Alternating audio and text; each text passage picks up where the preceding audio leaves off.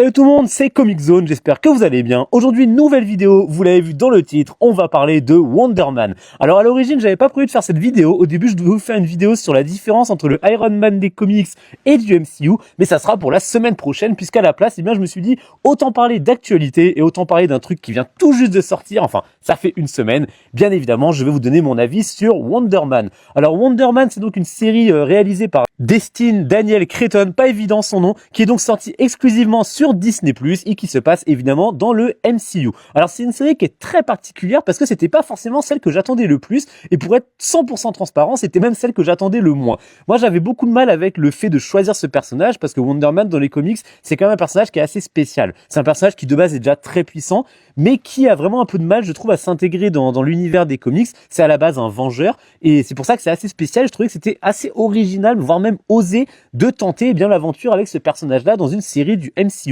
quand on sait déjà à quel point justement c'est déjà un peu galère de créer un univers avec des personnages qui parfois sont un peu différents les uns des autres. Là, j'avoue que j'avais vraiment pas d'idée de la raison pour laquelle ils ont choisi celui-ci. Pourquoi Wonder Man? En tout cas, ça a été fait. Donc on va suivre évidemment les aventures de, non pas Wonder Man, parce que ça c'est pas vraiment le sujet du film au final, de la série pardon. On va suivre les aventures de Simon Williams. D'ailleurs ça fait beaucoup de Williams, parce qu'on a eu Riri Williams, on a Simon Williams, et qui ne sera pas seul puisqu'il sera accompagné de Trevor Slattery, incarné par Ben Kingsley, qu'on a déjà vu dans le MCU depuis bien longtemps puisqu'il date du 3e Iron Man, puisqu'il était bien évidemment, vous vous en souvenez, le Mandarin. Alors ça déjà c'est quelque chose sur lequel je voulais revenir, c'est que à l'époque ça avait choqué beaucoup de gens. Moi le premier, c'est parce que pour ceux qui se souviennent, ou alors pour ceux qui se souviennent pas, ou ceux qui n'étaient pas là à l'époque, faut savoir que le Mandarin c'est quand même un ennemi assez cultissime d'Iron Man. C'est peut-être même son plus grand rival, en tout cas dans les comics. C'est la raison pour laquelle quand il avait été annoncé dans le film Iron Man 3 via les trailers, tout le monde était ravi. En plus Ben Kingsley avait l'air d'interpréter le personnage de manière quand même assez classe. Cependant, ce qui mettait un peu la puce à l'oreille, c'est que Ben Kingsley n'est pas asiatique, et le Mandarin normalement c'est une personne d'origine chinoise. Donc c'est vrai que c'était un peu suspicieux à l'époque, et à la sortie du film, tout se révélait, puisqu'au final, eh bien, c'était un fake Mandarin. C'était simplement un acteur payé par le mec de Roxxon pour justement simuler des attentats et faire monter le cours de son business. Donc voilà, dans l'idée un peu quel était le Mandarin, ça avait pas beaucoup plu à l'époque. À l'époque, ça avait vraiment pas plu. Beaucoup de gens avaient râlé parce qu'ils disaient que c'était un manque de respect envers le personnage. Moi, je trouvais que c'était plutôt chouette.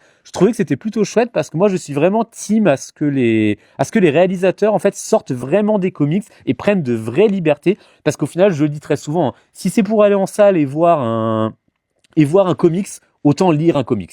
Donc dans ce cas-là, moi je suis vraiment pas contre le fait justement de prendre des libertés comme celle-là.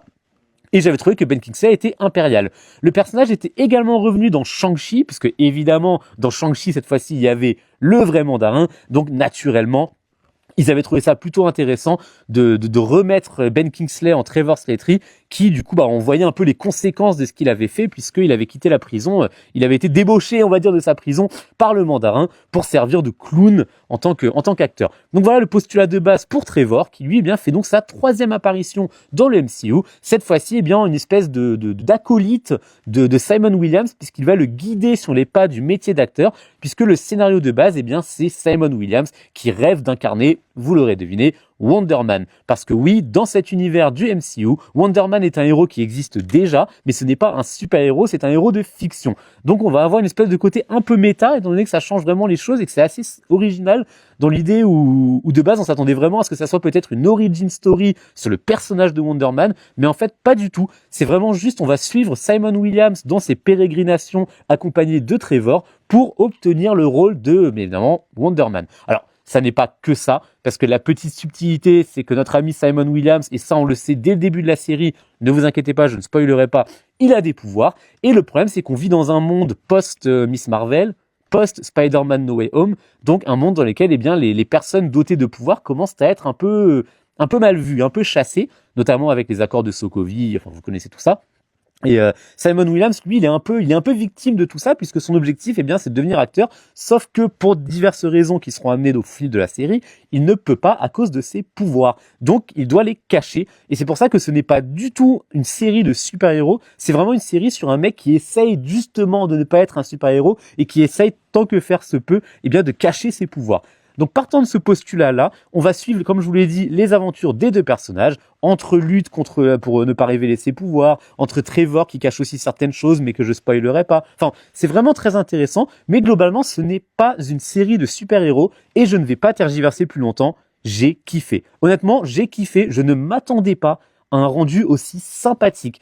Déjà, il y a plusieurs choses qui sont sympas. La première, c'est qu'il faut savoir que c'est une série qui est quand même très méta, dans le sens où elle connecte un peu notre monde au MCU, parfois de manière assez spéciale. Donc on va avoir des références comme par exemple, on va parler de Christopher Nolan, on va avoir Joe Pantoliano, je crois, qui joue dans Matrix, donc Cypher dans Matrix, qui va incarner son propre rôle.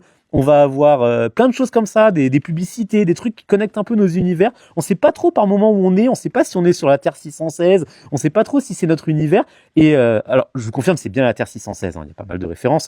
Mais dans l'idée, voilà, ça prend des risques comme ça que je trouve assez sympa. C'est très méta. Le film a beaucoup de clins d'œil parce qu'il fait également beaucoup de clins d'œil à l'industrie, parce que c'est un peu ça aussi le message. Le message, c'est une espèce d'histoire d'amour et aussi une espèce de petite critique timide de ce qu'est Hollywood aujourd'hui avec ses tenants et aboutissants, donc les problématiques qui sont liées. Là, en l'occurrence, c'est pas du racisme, mais c'est de la ségrégation par rapport au pouvoir. Donc tout ça, c'est à prendre en ligne de compte et ça mène à un récit que je trouve assez sympa et qui va se dérouler sous 8 épisodes. Donc c'est très très court. Honnêtement, moi j'ai regardé ça en une après-midi, c'était réglé. C'est très très court, ça se regarde tout seul et il y a vraiment de très très bonnes idées. Déjà, le fait de partir sur une série de super-héros qui n'est pas une série de super-héros, je trouve que c'est vraiment chouette. Ça permet d'avoir une certaine légèreté dans le récit et de pas tomber comme d'habitude sur la course contre le méchant, la remise en question. Là non, là on va vraiment suivre le quotidien d'un mec qui essaye d'être random et qui essaye de passer des castings, qui essaye de s'améliorer avec son acolyte, les hauts et les bas. C'est très sympathique, visuellement c'est magnifique. Alors je trouve en tout cas qu'il y a une réalisation qui est vraiment impeccable. C'est peut-être l'une des séries Marvel les mieux réalisées d'un point de vue technique et visuel depuis un bon moment, hein, je dirais même depuis WandaVision. Il y a des plans qui sont superbes. J'ai l'impression que chaque plan est un peu une espèce de petit clin d'œil ou un hommage à une scène culte du cinéma. J'ai beaucoup aimé, pour un détail, hein, les scènes en voiture. Il y a beaucoup de scènes où ils sont en voiture avec Trevor et il y a une espèce de, comment dire ça, c'est très bien tourné, c'est tourné façon, vous savez, film des années 70-80 avec, vous savez, quand les voitures avançaient, et en fait, elles avançaient pas, c'était juste un décor derrière qui bougeait. Et là, c'est un peu pareil, en vraiment mieux fait. Il y a de beaux travelling, il y a de beaux effets de mouvement, les cadrages et les lumières sont juste exceptionnels. Je pense à la scène, bon, celle-là, c'est pas un spoil, elle est dans la bande-annonce, la scène de la table, hein, quand Simon casse la table, je trouve que c'est vraiment bien amené. La gestion des pouvoirs, pour le peu qu'on en voit, de Wonder Man est pareil, elle est très très bien pensée, elle est assez discrète, on rentre pas dans la surenchère. Ça, il le montre suffisamment discrètement pour qu'on le comprenne, mais sans que ça devienne une orgie de VFX, parce que on sait que les VFX en ce moment chez Marvel, c'est pas toujours ça. Donc là, non, je trouve que vraiment d'un point de vue réalisation, il y a de bonnes intentions, les idées sont poussées. Alors ça manque parfois un peu d'audace, il y a des trucs un peu déjà vus, il y a des plans un peu clichés. Et dans l'ensemble, il y a des moments où il y a un peu trop dans les dialogues, c'est un peu dur à suivre sur le cadrage. Mais dans l'ensemble, je trouve que ça reste quand même très bien pensé, très bien réalisé, très bien monté. Il y a un rythme qui suit. Et surtout, ça permet de se concentrer sur le principal. Et ça, c'est un truc que Marvel ne faisait plus depuis un petit moment. C'est sur ses personnages. Parce que dans Wonder Man, il y a clairement deux personnages, Trevor, Simon, et on va suivre ces deux personnages pendant toute la série. Et la série focus énormément sur eux. Elle va focus sur leur façon de penser, sur leur façon d'être, sur leurs réactions, sur la façon dont ils se comportent. Et tout ça, en fait, ça les rend vraiment attachants. On s'attache énormément à ces personnages-là. Et moi, je vais même vous dire un secret. Je déteste, à la base, le personnage de Trevor, notamment dans Shang-Chi. Dans Shang-Chi, je l'ai trouvé pénible. Je trouvais que c'était un running gag qui avait pas lieu d'être, qui gâchait un peu les enjeux de Shang-Chi qui sont pourtant exceptionnels, avec son cochon sans visage là. Pourtant, dans Wonder Man, je l'ai trouvé brillant. Ben Kingsley, vraiment, sur ce coup-là, livre une prestation aux petits oignons. Il donne tout ce qu'il a, il est à fond. On sent qu'il kiffe ce qu'il fait. Et je spoilerai pas, mais petite mention spéciale à la fin où il atteint les sommets de ce qu'il sait faire de mieux, et ça fait plaisir. Idem pour, je me souviens plus du nom de l'acteur, je suis désolé, je vous mettrai le nom, je crois que c'est Yahya Abdul-Min, quelque chose comme ça. Pareil, extraordinaire, gros coup de cœur.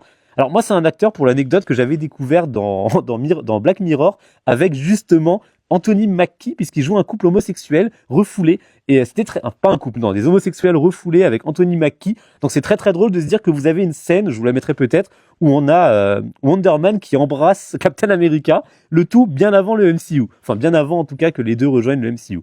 Donc voilà. Autrement, qu'est-ce que j'ai d'autre à dire sur la... Alors, bien évidemment, il n'y a pas que des qualités dans la série, hein, il y a aussi pas mal de défauts. Je trouve qu'il y a des longueurs. C'est assez paradoxal parce que je vous ai dit que c'était très court, mais en même temps, il y a beaucoup de longueurs. Je trouve qu'il y a des scènes qui n'ont pas forcément lieu d'être, et à un moment donné, on sent qu'il fallait gratter 8 épisodes, donc on tire un peu sur la corde. Je pense, sans trop vous en dire, à un épisode avec la GoPro, celles et ceux qui l'ont vu le comprendront. Je trouvais que c'était un peu lourd, ça sert à rien, ça ralentit le rythme pour pas grand-chose. Je veux dire, le souci, c'est que la série nous donne, dès le début, je crois, deuxième épisode, on a les tenants et quasiment les aboutissants. Donc à partir du moment où ça commence, dès l'épisode 2, on sait tout de suite où on va aller et on sait déjà ce qui va se passer, quel va être le climax et quelle va être la grosse problématique de fin de série. On le sait d'entrée de jeu. Mais c'est vrai qu'au final, ça tourne quand même en rond et on sent qu'il y a du grattage de temps qui est un peu poussif. Donc il y a des moments, c'est un peu long. Mais vu que les épisodes durent que 20 minutes, comme je vous l'ai dit, paradoxalement, ça s'équilibre. Mais c'est vrai que ça aurait pu être tronqué en 4 épisodes sans aucun problème. Donc ça, c'était vraiment un défaut. Autre défaut, je trouve que c'est l'éternel défaut des séries Marvel, c'est quid du MCU au final. Parce que la série, elle met en avant des choses très intéressantes. Je ne vous apprends rien, vous le saurez de toute façon dès que vous verrez les trailers. Il y a Damage Control. Damage Control qu'on a déjà vu dans Spider-Man No Way Home et qu'on a également déjà vu dans Miss Marvel. Et en fait, c'est la société qui est là justement pour gérer les personnes qui ont des pouvoirs et éviter les catastrophes.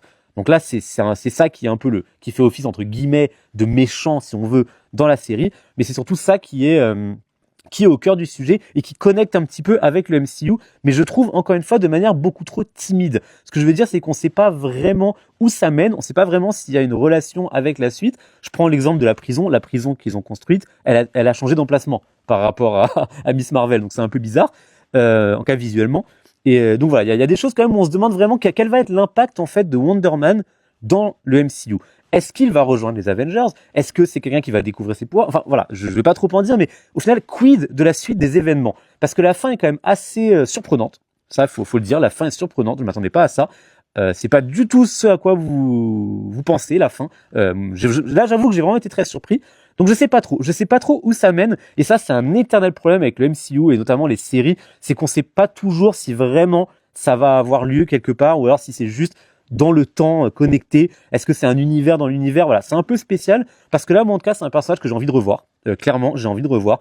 Peut-être pas Trevor, parce que Trevor, voilà, ça fait quand même un petit moment qu'on se le tape, on a compris le personnage, quoi. Mais je trouve que Wonder Man est vraiment très intéressant, a beaucoup de choses à nous raconter, a beaucoup de choses à nous montrer encore. Donc je sais pas. Est-ce que c'est une série qui, comme d'habitude, un peu à la Moon Knight, ou alors à la Secret Invasion, va être mise de côté, et on n'en parle plus? Je sais pas. En tout cas, ça fait plaisir. Ça fait très plaisir parce que ça fait longtemps que j'ai pas eu une production Marvel. Quand on a vu She-Hulk, quand on a vu Miss Marvel qui était pas extraordinaire. Là, on a vraiment quelque chose de très sympa. Je vous l'ai dit, c'est visuellement bien léché. Alors oui, vous allez me dire que c'est un peu caricatural et que le côté satire du cinéma, il est très cliché, c'est très tiré par les cheveux. Il n'y a pas vraiment de prise de risque, mais ça marche. Ça marche, on se laisse porter, on s'attache au personnage et pour moi c'est le plus important et ça c'est quelque chose que Marvel avait tendance à perdre et notamment c'est ce qui pour moi a fait très mal dans She-Hulk, c'est cette surenchère de personnages à gauche et à droite qui font qu'on n'arrivait pas à s'attacher ni à She-Hulk, ni au Daredevil jaune, ni à Banner, ni à je ne sais quel, ni à White Tiger, trop de personnages. Là c'est vraiment très intime, c'est vraiment l'intimité de deux personnages, d'un duo qui fonctionne très bien et un véritable hommage en fait au cinéma global et surtout une preuve encore une fois que Marvel a encore sa carte à jouer, a encore son mot. Et donc oui, moi j'ai beaucoup aimé Wonder Man. Et pour quelqu'un qui n'en attendait rien, eh ben j'ai pas été déçu. Voilà. Donc dites-moi si vous avez regardé Wonder Man, n'hésitez pas à visiter mon blog, j'ai écrit un article sur la série si ça vous intéresse. L'adresse s'affiche quelque part depuis le début de la vidéo. N'hésitez pas à vous abonner à tous mes réseaux sociaux, les liens sont en description. Merci d'avoir regardé cette vidéo, portez-vous bien, lisez des comics et à la prochaine.